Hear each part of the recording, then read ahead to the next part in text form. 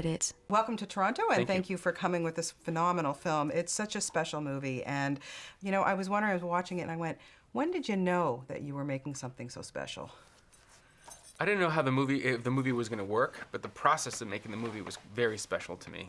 I was surrounded by just brilliant artists, from producers to PAs to the prop masters. They were all just wonderful artists that had no agenda. All they wanted to do was support my vision for the film, and we all had a lot of fun making it, and cried a lot and laughed a lot, and didn't want to say goodbye at the end. So that felt great. You never know if that's going to translate onto the final product. Right. But it felt good. Yeah, I mean, the accolades at Sundance were, where you kind of like, wow, I've done something amazing here, Well, we've done. I didn't do it alone. I did it with 150 or 200 other people. So we did something together that was recognized. Yeah. Of course, a movie won't work unless you have a great cast. And boy, do you ever have an amazing cast in this movie. But casting the three teenagers, was that a difficult process for you? It's tedious, and then it's very easy when the person reveals it's himself or herself. And Olivia was the first one actually, Olivia and Thomas very early on were the front runners, and then Olivia was the first to be officially cast, and then I had her come with me to a few of the chemistry reads, and her and Thomas just had the perfect chemistry, and Thomas already had the gift of a comedy. Yes. And then all the adults, and RJ came in at the very end. The movie, and he's never made a film before. The movie almost fell apart because I didn't have an Earl, and I didn't want to settle on just anyone. Yeah. And then he comes in and kills it. He's great. He really is great. But Olivia, oh my God, the heart of this film. It's beyond, and what I love so much about this movie is it's not a downer.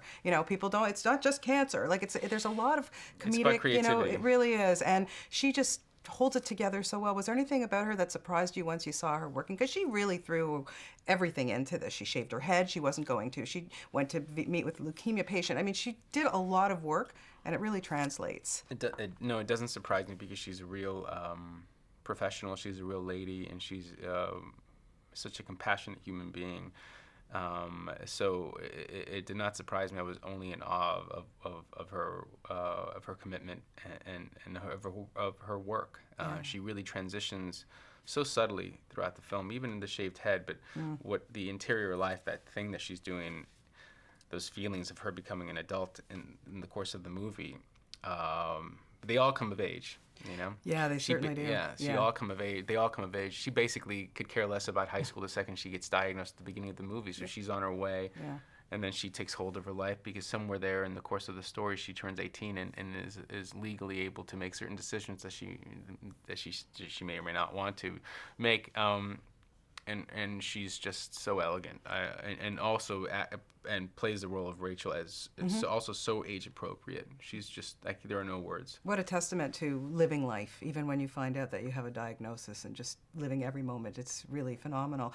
Was there anything that challenged you when you made the film that you thought, I don't know if I'm going to be able to get through this?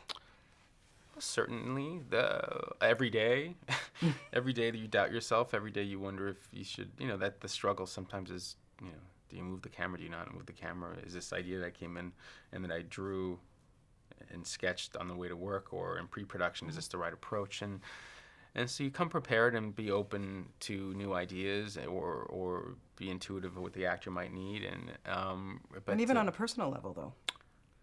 Like just, getting through it on a personal level. This is a yeah. hard when topic, When you're reenacting moments that you've lived through and feelings you've been through, there was a very hard days. Yeah. They really, very hard days. Sometimes you can't say cut because you're crying. So you go like this, hoping that your AD says cut, then he's crying, so the camera just shuts off. I mean, what are you going to do? Yeah. We just go like this.